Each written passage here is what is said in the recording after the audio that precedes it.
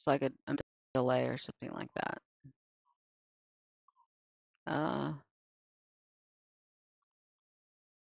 Why do I have 72% dropped frames? That's ridiculous. No wonder it isn't working. Phooey.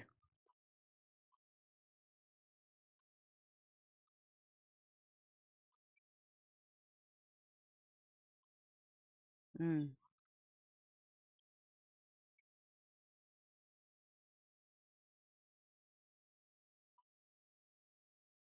Yeah, I might have to turn off Twitch.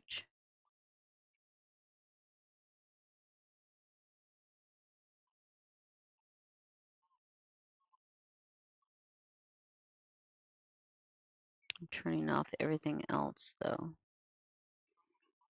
A lot of other things on. I don't need Chrome. I don't need QuickTime.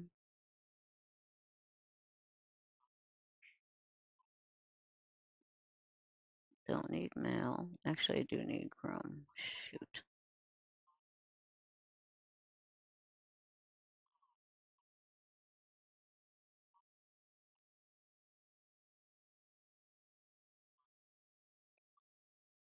Okay, that's good.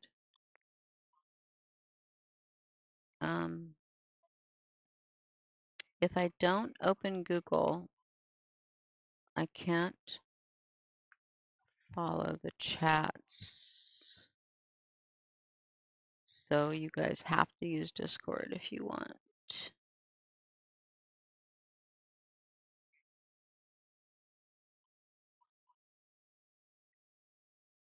Okay. You guys let me know when it comes up and if it's good quality or not. I rebooted all the software. So hopefully that will work.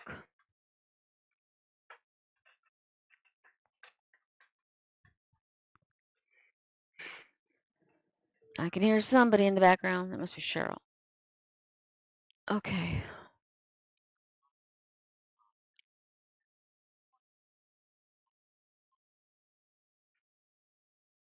No dropped frames yet. So far, so good.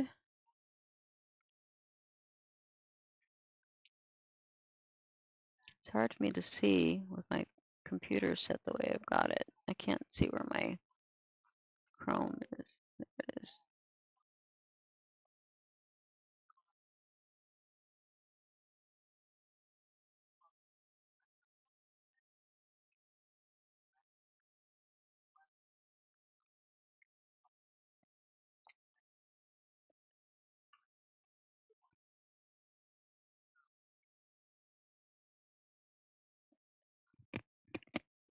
Okay.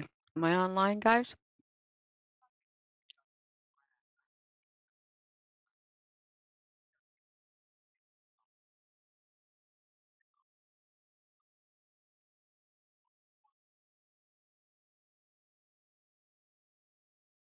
Yep. Oh, thank you, Kyle.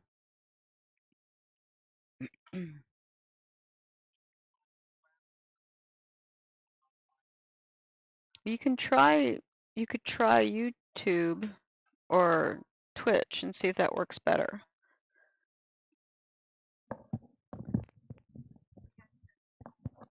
It's looking amazing. Kyle, you flatter me. You flatter me.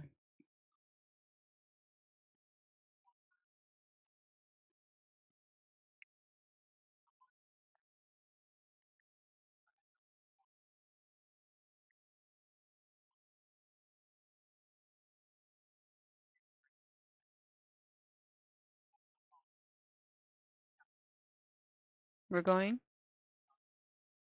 Okay.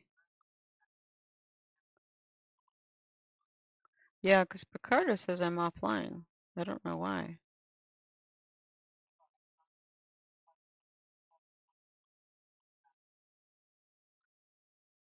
Oh, I guess not anymore.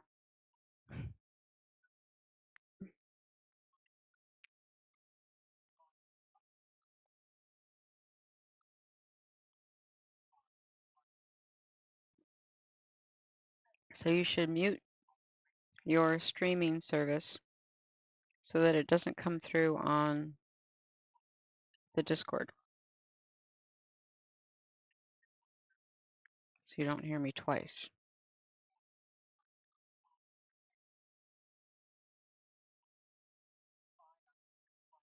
No, I don't think it's you, Lillian. I think it was Cheryl, but it seems to be fine now.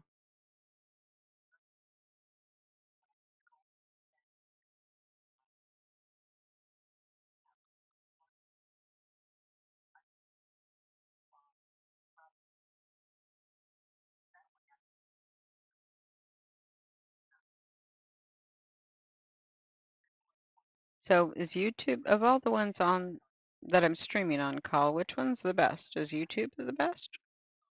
Because that would be really interesting. YouTube is free. All these other ones cost me money.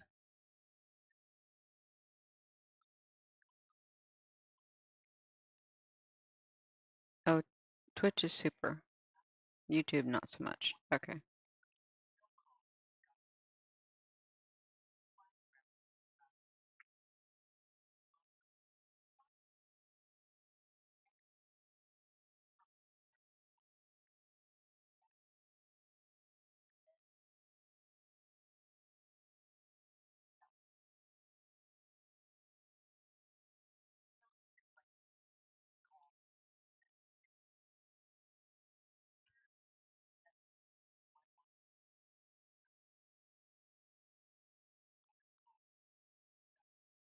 Okay.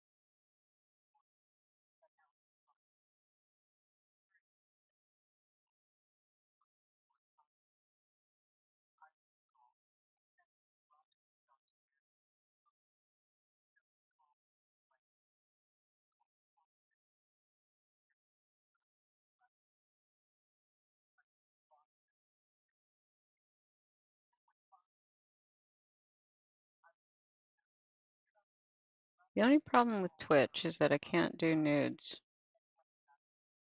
That's why I favor Picardo. But if Picardo's giving me a hard time, which apparently it's doing right now.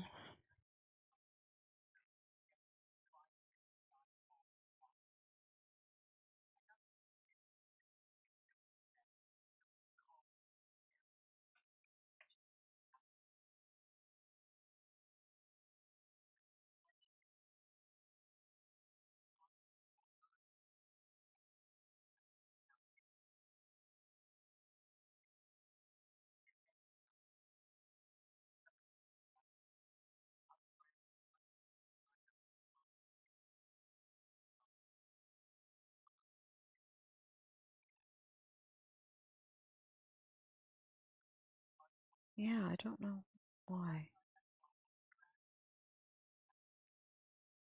Yeah, I know, it's crazy.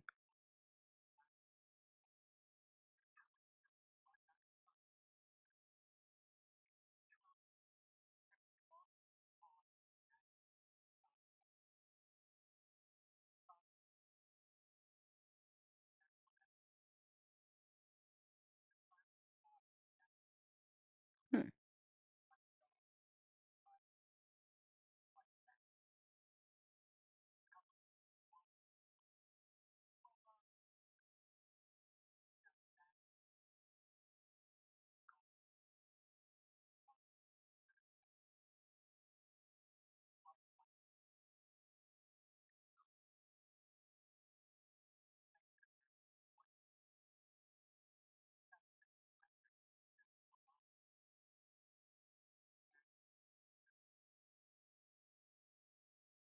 I can't seem to fix Picardo. I'm sorry.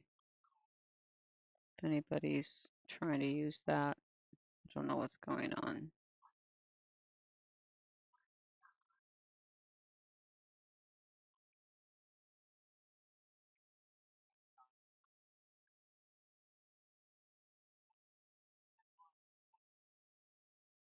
I'll start and stop streaming one more time. Hold on a second.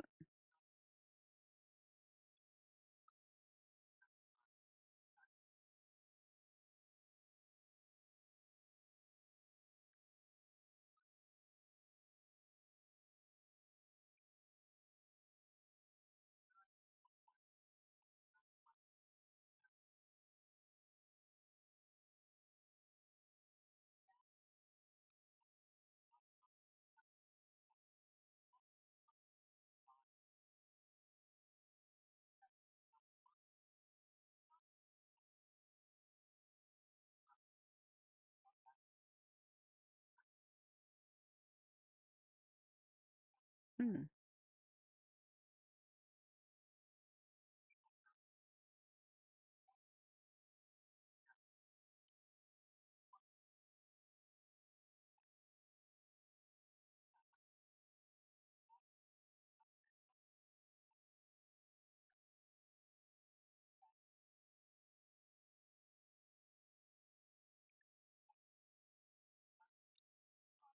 Hmm.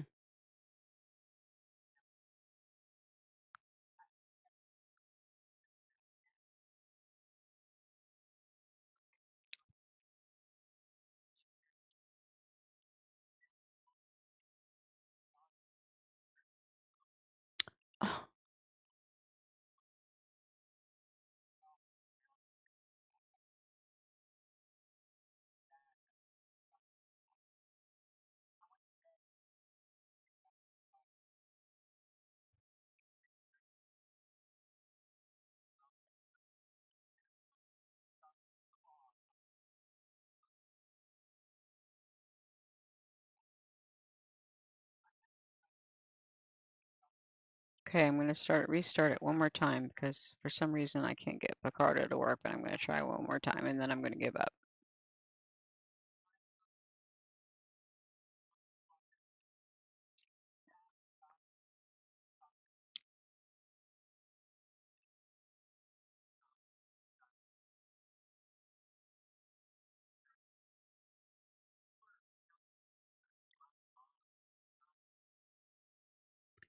Picardo still not working. Ah, let's delete it and add it back.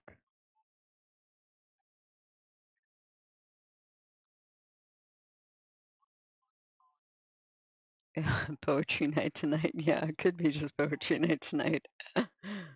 Let's see if I can get this thing to work. Come on, Picardo.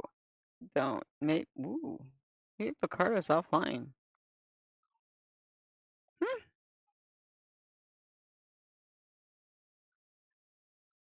I think it's offline.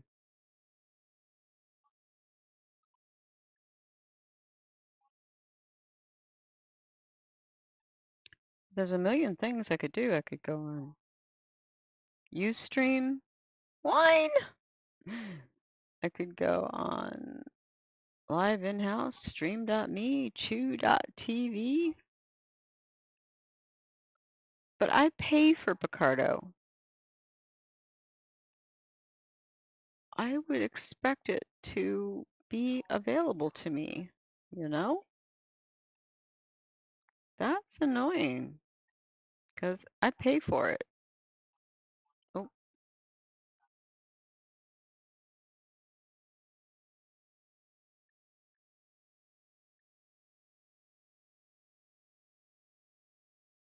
see if this works.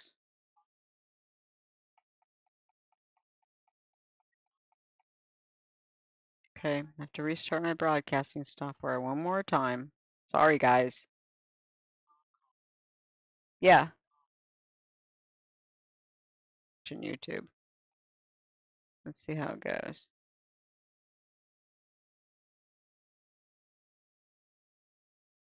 Spinning, spinning, spinning. Twitch is on. Oh man, I just want to get a new computer.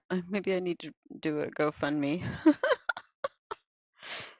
I could need a little bit, just a newer computer, a little newer computer would be nice. Just a little bit newer.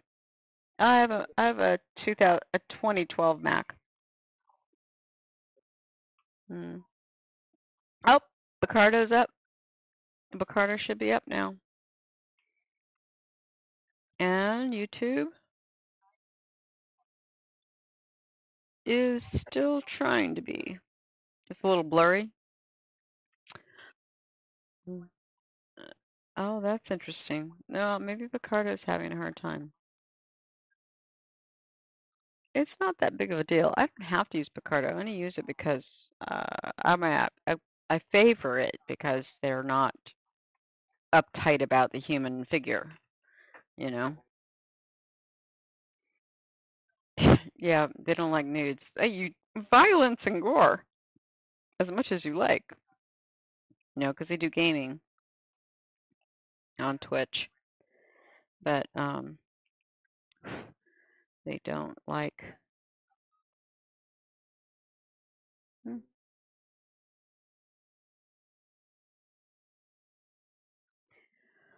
I like Safari, but it's got problems. I can't use certain software with it for some reason, and Chrome is not perfect either. And I used to be religious about using Firefox, and that's not so hot right now either.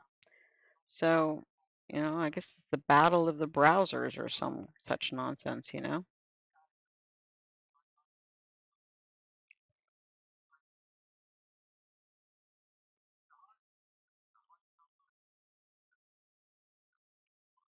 Oh, YouTube's on now. All right, we're on all three. We're running on all three cylinders. I don't know about YouTube yet if it's going to be something I want to stick with, but we'll see. We'll see how it works out.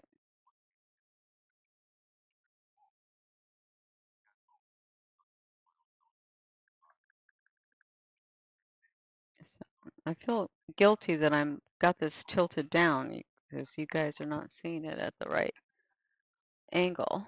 Maybe I can adjust it a little bit. I just keep getting my head in the way.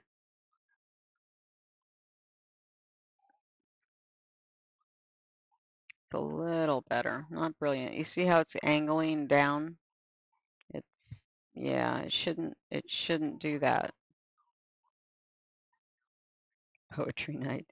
Who said poetry night? Black and white junkie. Black and white junkie's still here, but oh, Call is gone. Call, where did you go? And Crystal's gone. Crystal left. Oh, poo. That's no fun.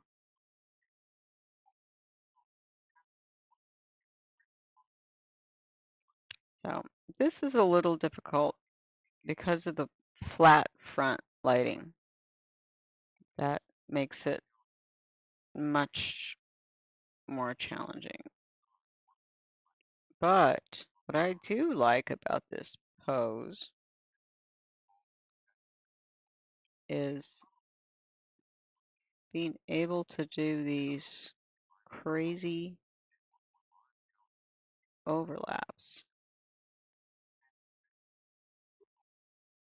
Um, no, I gave up on the recording. Let me try that. I'll start that up again. Okay, I'm starting recording again. Where'd Crystal go? Crystal, where are you? Oh, okay. I didn't see that. Guess I want to do her portrait too. She's got a really cool picture, black and white. Maybe I'll do it tomorrow. I would be so happy if I just did this every day and I didn't have to do grades. I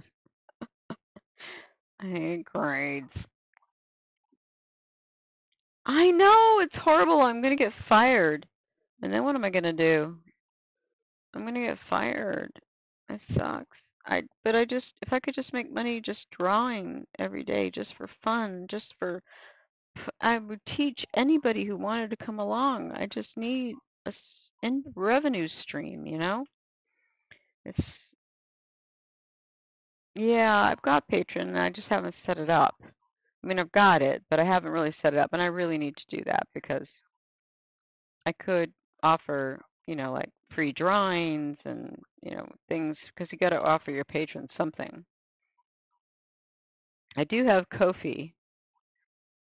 My daughter set that up for me, and PayPal, and also through the through Picardo. There's a little link that you can go to put stuff in. I need to get more aggressive about it, but who has the time? I don't have the time. I'll have to lose my job to be able to pursue all the possible revenue streams. You know what I mean? That would suck. That would suck, but it would be. Uh, would, oh yeah, white charcoal is good.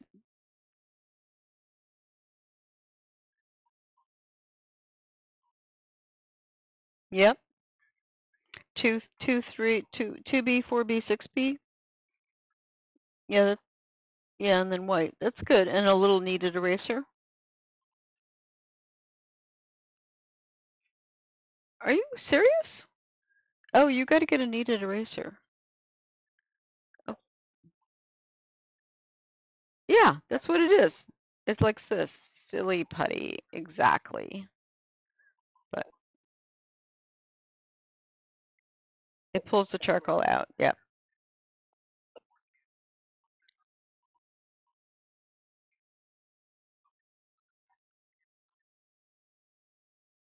Yeah.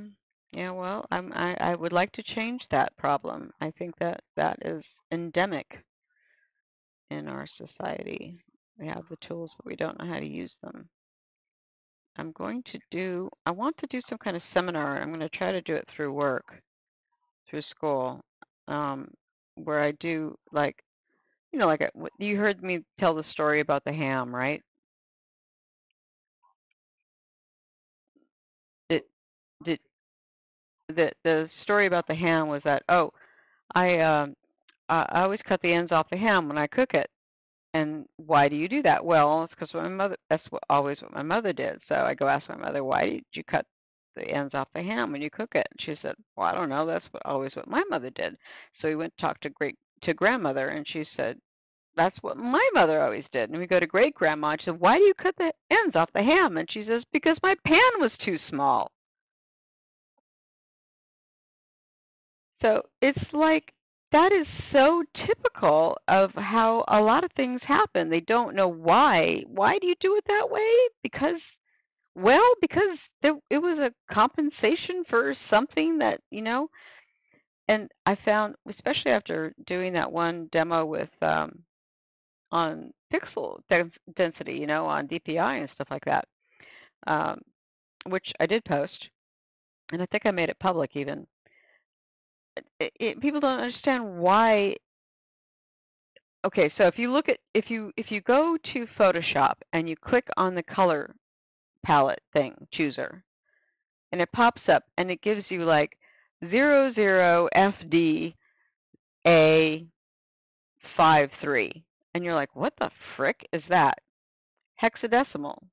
It's 16-bit uh, numerical. Because if you are working in 16-bit, you have to have 1 0 1 2 3 4 5 6 7 8 9 A B C D E F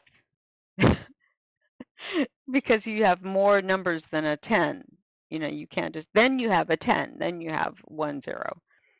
And um there was another thing. I was talking to my dad. My dad was here this weekend, and he's the whole reason why I even understand anything at all about computers is because he used to do mainframe computers back in the day, and I learned how to do soldering and circuit board stuff, and I could put in chips and expand circuit boards into more memory and stuff. We learned that I did that for work for a while because I worked through school, and I'm really pretty good at soldering actually. And it was all because of my dad that I even understood anything about how computers work. And his first company was called, he started his own company. He worked for Data General, which was a big company for mainframes and stuff. And then he started his own company, and he had me do a logo. So here's the interesting thing. This is a computer core. And so this is binary. And I did this logo, this 3D logo of a computer core thing going, and there's two lines of energy, because energy can either be on or off, right? So if neither one is on, it's just off completely. You turn one on and you get 0. You turn both on and you get 1. And so that's all the computer does. Zeros and ones, binary. Binaries are just on, off, on, off, on, off. It's like, so when you count to 10, you've got to go 0, and you go, and then you go 1, and then you go 1 0, and then you go 1 1, and then you go 1 0 0, and then you go 1 0 1, or whatever, and then you go 1 1 1. So that's how binary works. So this is 1, this is 2, this is 3, or maybe this is 0, I'm not sure. 0, 1, 2, 3, 4, 5, 6. So but the thing is, the computer can only go on and off, and it does all these numbers really fast, but we can't read it. So we had to create our own language to communicate with the computer that translates everything we say into just 0 1, 0 1 0 1 1 0 1 0, and it's a series of binary numbers that the computer can understand. I asked him about the 72. Why is it that computer screens are only 72 dpi? I think he forgot to answer me, so I'm going to have to ask him again. But I do know that everything is in multiples of 8. So if you do an 8 by 8 texture, 8 times 8 is 64. So for instance, when we did old Nintendo stuff, it totally made sense. You have 4 palettes of 4 colors each for old 8-bit games, okay? And that's all you got at any one time would be 4 palettes of 4 colors, 16 colors. And that's the 16-color old-fashioned computer monitor, the old CTR monitors, which, by the way, were all 800 pixels by 600 pixels. So that's why 800 by 600 is kind of like standard procedure, right? So when we did this old 8-bit art, the first color was always transparent so that you could have sprites like outlines, creatures that had an empty space so that you could draw a little character running across the screen without a square around him, right? And then, so you only got these 4 colors, and you would have to build these characters out of 8 by 8 squares. And so you might have a sprite that was 16 pixels wide by 24 pixels tall. And if you wanted to make it like with a red shirt and blue pants, then you had to use a different set of palettes. So you had one palette that could cover the top part, and then you had to make another palette with the blues in it that could cover the bottom part, and you'd have to at least have a couple of colors in there to share so that you could do a blend. That's how I did it. I mean, I was thinking about how weird that was and how hard it was to figure it, but it was like a big puzzle. It was just like a game, you know. It was like making art was a game. And it was super, super interesting. So now you've got the idea of, okay, so if you have 8 by 8, or say 16 by 16 image, and you want to make it twice as big. So it's a 1-inch square, and now you want to make it, instead of 1 by 1, you want to make it 2 by 2. Well, that's not doubling it, that's quadrupling it. So now this 16 becomes 32 by 32. So 16 times 16 is something I can't think off the top of my head what it is now, 32 by 32. The next stage up double it again, and you have 64 by 64 for a texture. And then you double it again, and you have 128. So that would be the biggest you could go. And then if you want to add colors, it's like the original computer screens could only show 16 colors. So you can still see that on Photoshop. If you click on the color chooser, you can actually select web colors, and it shows you the original old 16 colors that you could use on the internet. Now, of course, you can use millions of colors because the bandwidth is wider and then the power is greater. But people don't know why. Why is it like that? And I think, because I'm kind of a weirdo, I think it's super interesting as to why it is like that. So I want to do a little seminar about why everything is in these weird, 16-bit numbers. So you have 8-bit, 16-bit, and then 24-bit, and then 32-bit. So this is basically, every channel has 8 bits. I don't know why, it just does. I can find out. I'll find out before I do the seminar. So this would be the basic, this is actually black and white. Do you remember the old Game Boy Game Boy, the original Game Boy that was in black and white, right?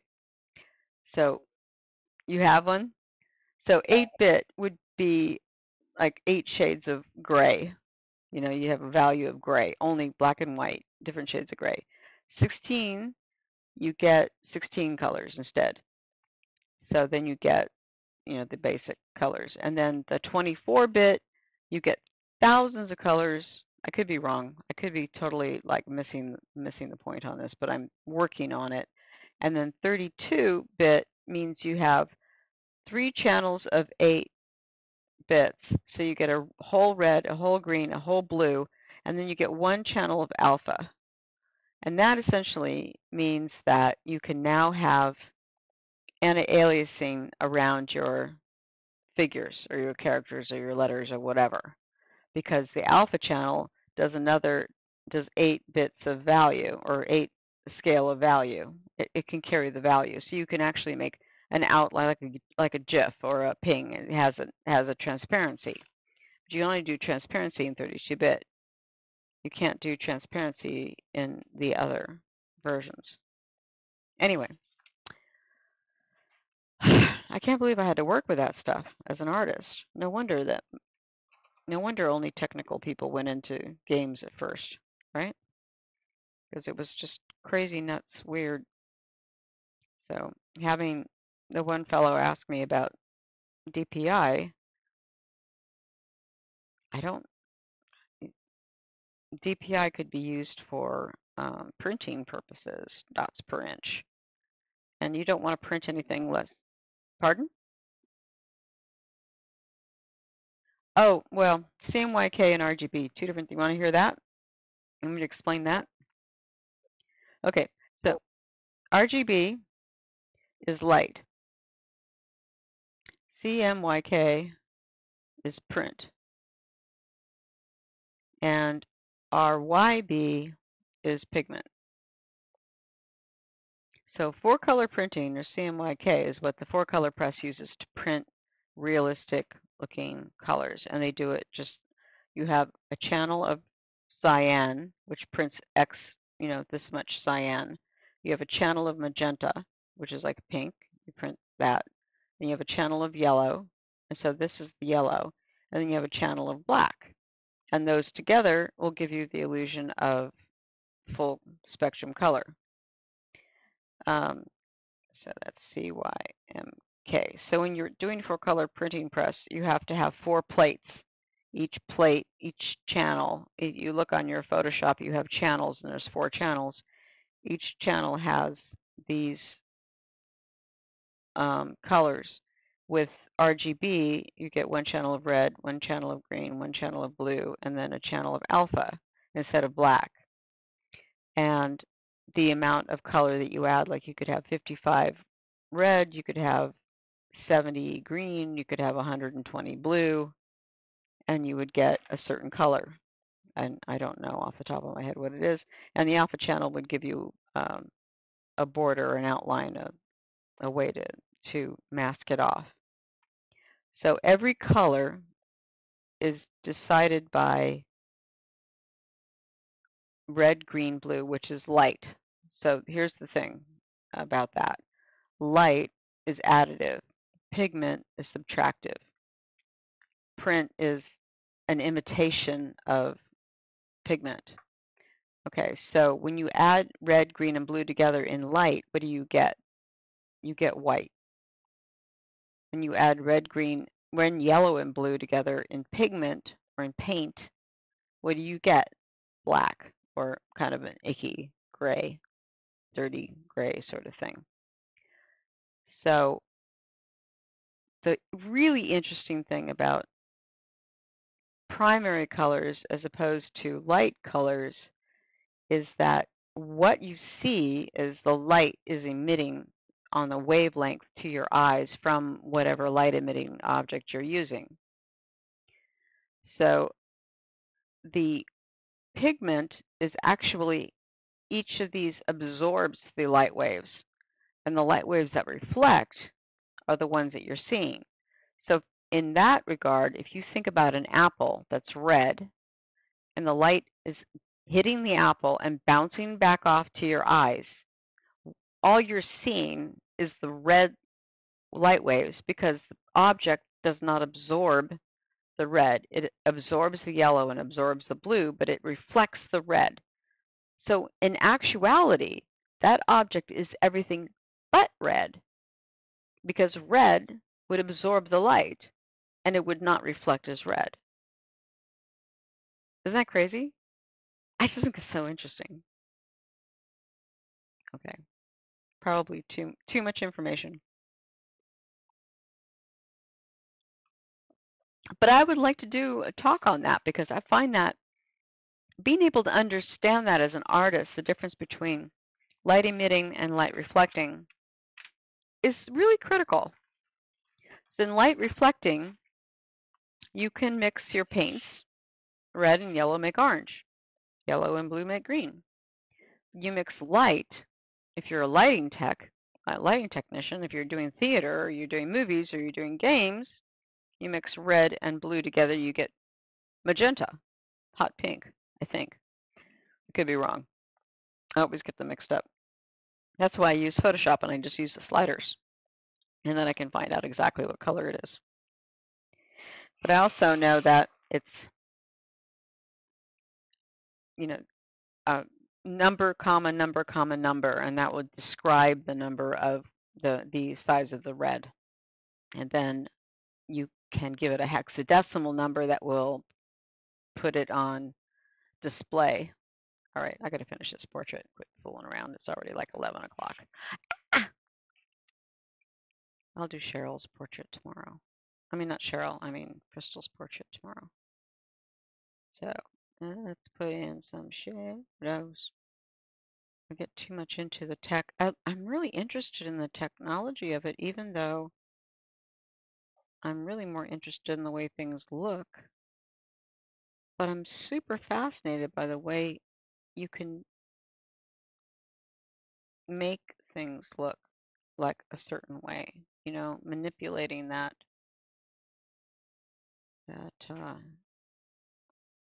information.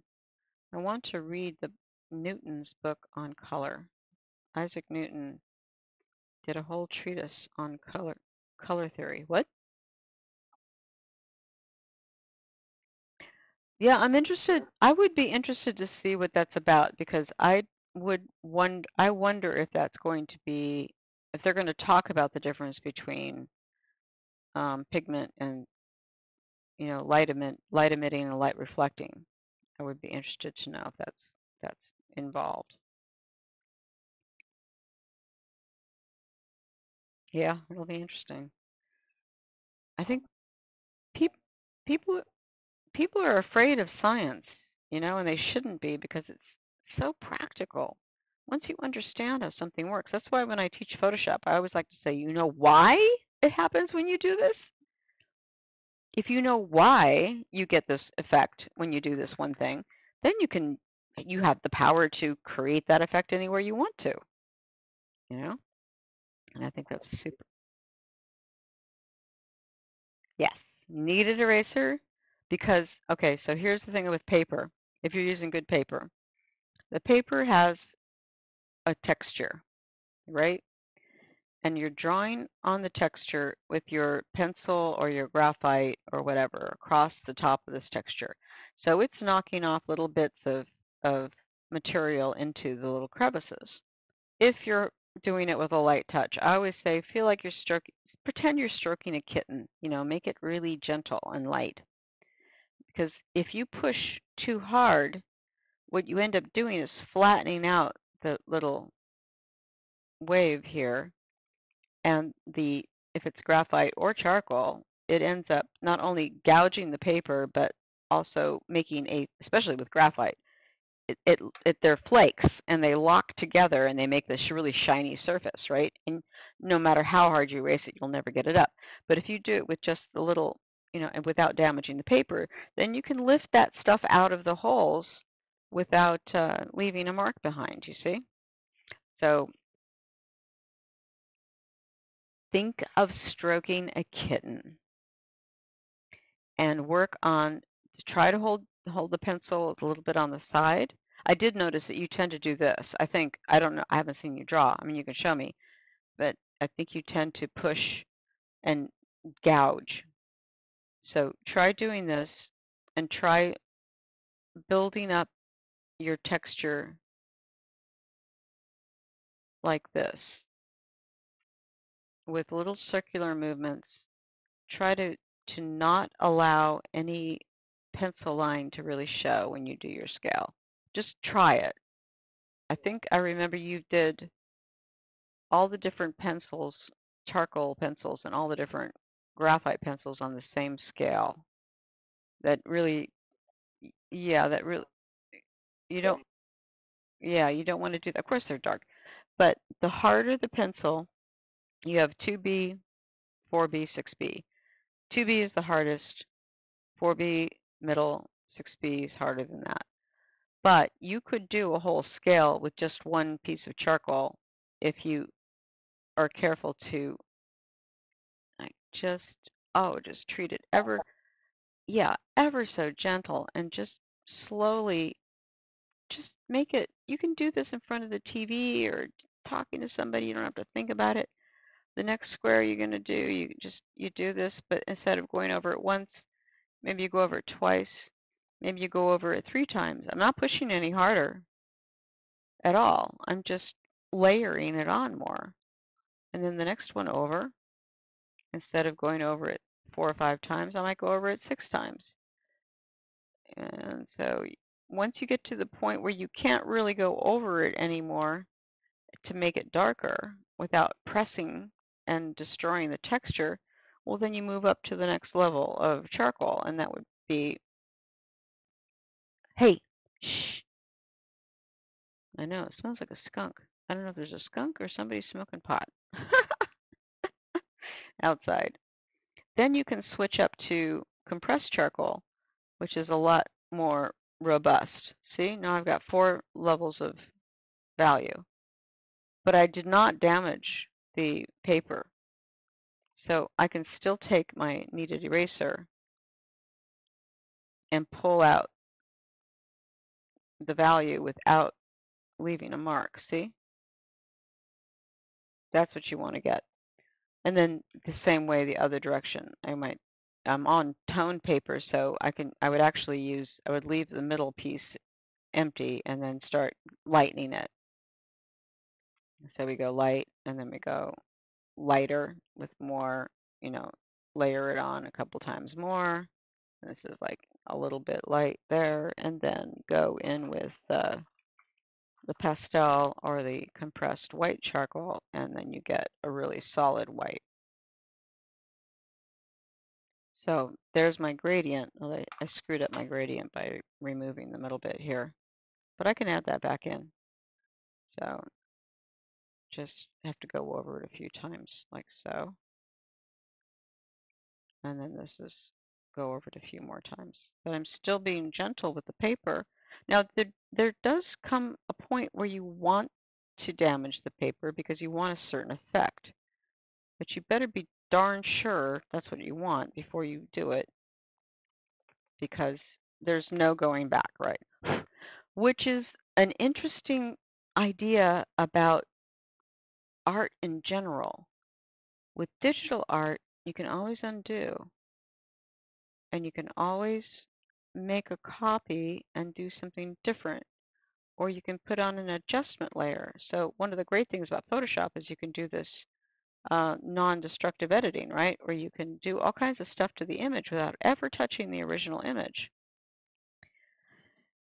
And that's great, but it also like kind of is like forever. You could be constantly doing versions of it forever, save off a copy and do a different version of it, or try different things, or turn on and off layers. You can never make a commitment. You never have to make the kind of commitment that you have to make if you want to, like, really press hard on the paper and make it shiny on purpose, because you can't go back on that. You destroy the paper. There's only one shot. So you never commit to it and you never finish it. You know what I mean?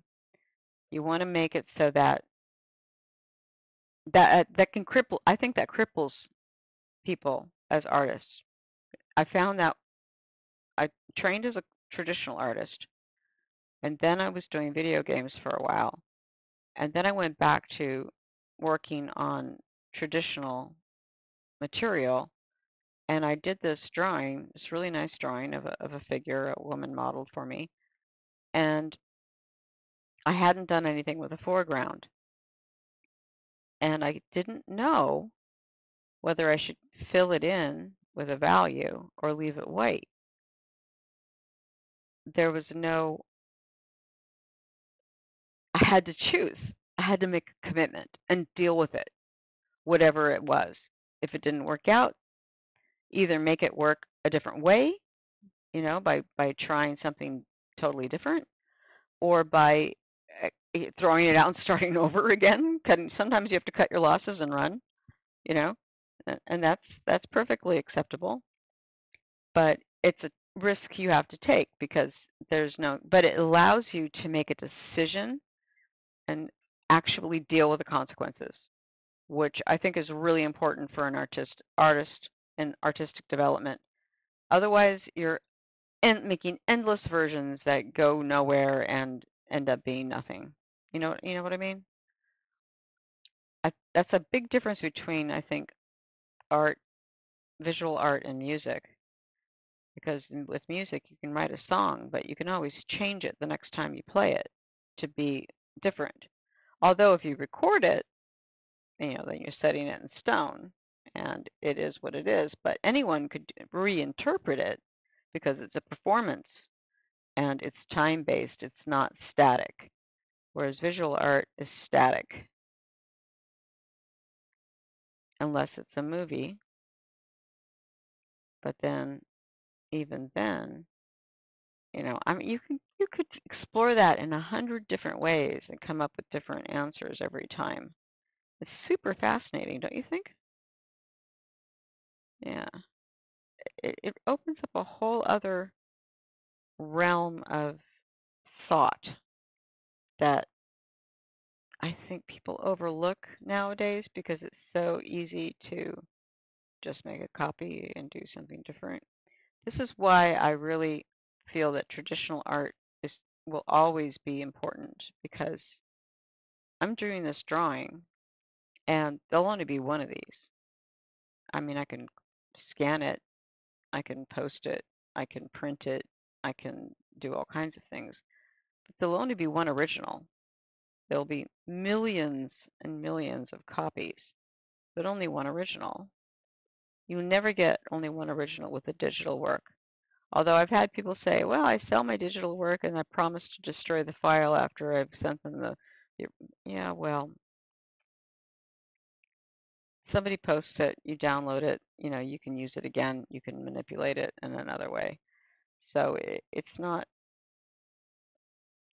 that valuable. And I think that traditional art with the one version, You can do another version of the painting, but that's going to be different. It's going to be slightly different. If you paint it again, you paint it differently, a little bit differently, it's going to be, variation on the theme. And musicians do that sometimes. They'll change a composition and do a variation on a composition, right? But they still have the original version is always going to be what it is. I don't know. Anyway, I'm just babbling at this point.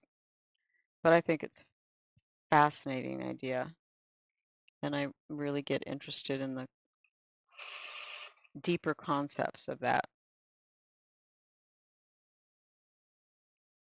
Okay, so I'm trying to just develop. I'm not going to use color because I don't want to go there. I'm just going to use value. You want to try to develop your value so that you're dealing with edge and not line, because there are no lines in nature, only edges. The end of one thing defines the beginning of something else.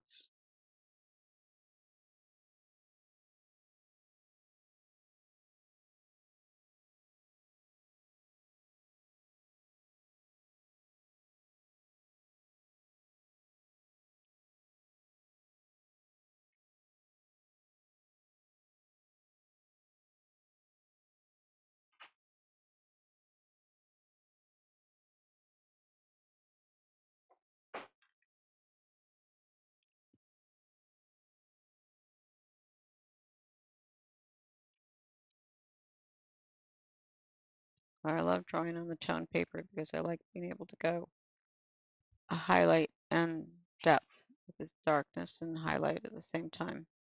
Go both directions and not be stuck just trying to bring everything down or bring everything up. Although I've drawn on black paper, I really like drawing on black paper. It's really fun because then you're thinking in backwards. You're thinking reverse of what you normally think, and that it's like the poor man's chiaroscuro. You pull out the whites, you pull out the lights, develop the lights before you develop the darks, and it gives you another insight.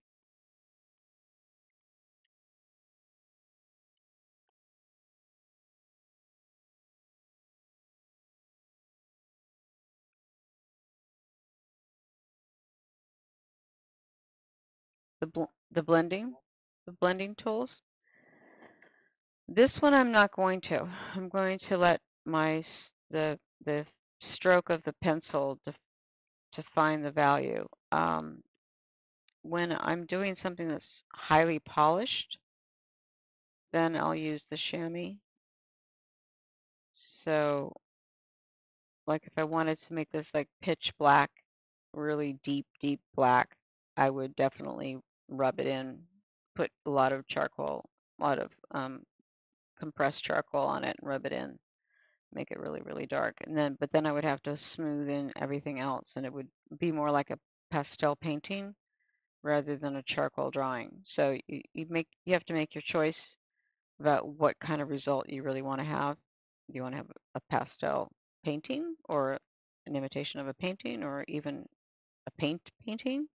Or do you want to have a drawing that shows a little bit of the mark, a little bit of the line? Well, you want to vary your stroke. You also want to do it with a certain amount of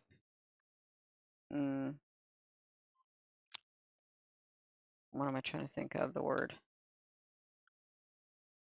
Intent.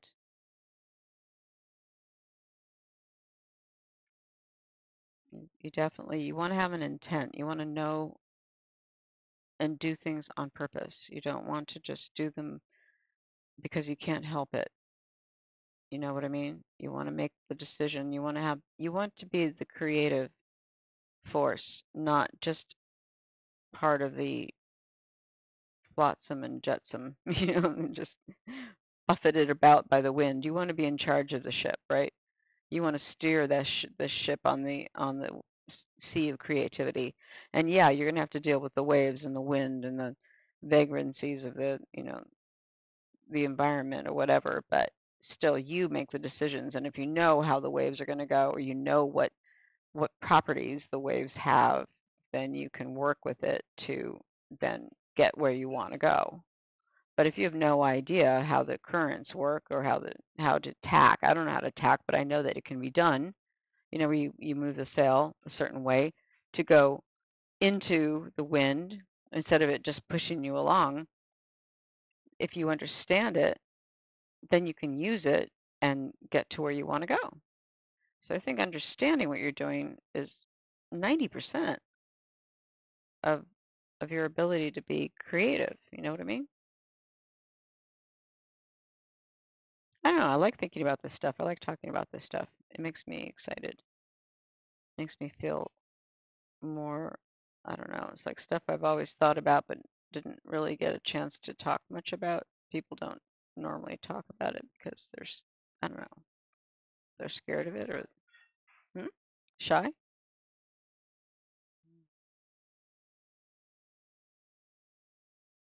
Yeah.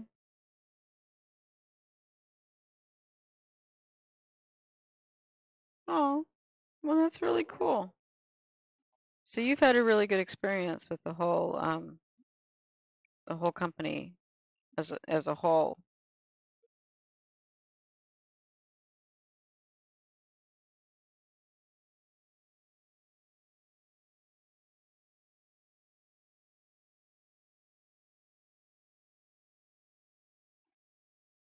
Well, I hope it I hope it sticks.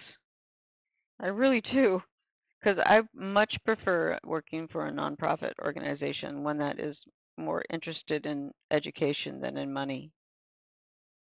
It's very exciting. A lot of the professors are really excited about that too because they don't like being driven by the bottom line or by the shareholders. Yeah. No, no, it's fine. It's fine. I totally get it.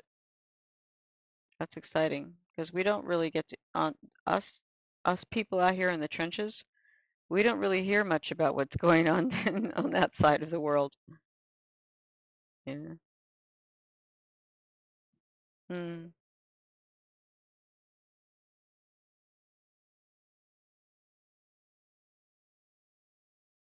Hmm?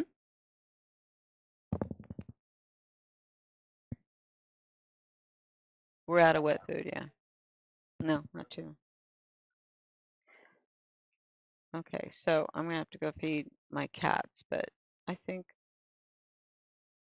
I be blah blah blah blah blah. All right, it's late. I should stop. I don't know if that looks all that much like her. Honestly, I think I might have softened. It's likeness is hard. It's hard to get a likeness, but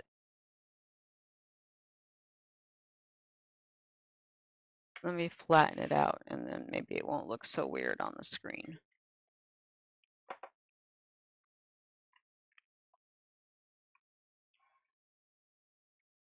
Yeah, I think I took it a little too wide. I need to lengthen it a little bit.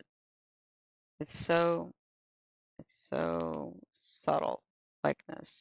It has to be so specific. We're so hardwired to see faces a certain way, and if they don't match up to our expectations, it throws us off. So I'm gonna have to work on that a little bit more. But this is good. I mean, it's fun doing this. All right. Well, Kyle, it was great having you. And Black and White Junkie, who are you? I can't hear you if you're talking. I know that it looks like you're talking, but I can't hear. Oh, cool. Neat. So, maybe you can get your, um, are you one of my regular students or did you just kind of like wander in? Oh, okay. Well, I'm glad you're here. I've seen you here before. Oh, neat. Nice. Okay. Cool. I'm probably going to do more of these. I like the Picardo streaming a lot better than the GoToMeeting because it's a smoother thing. I think just more natural. I know that it's my talking is behind the video is behind the talking, but I think that it's a more natural way of being able to stream it. All right. Well, I'm glad you guys were here, and if you want, if you want to be on my mailing list, you just send your email to my personal email. I can send it to you on Discord if you want it, and I'll add you to my mailing list. You're on the list already? What's your real name? Just type it in the type of thingy. It's just Josh. Okay, cool. Oh, I just told everybody who you were. Sorry. Nice. It's nice to see you guys. See you again. Okay, guys.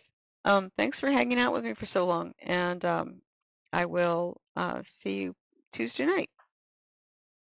All right. Okay. Bye.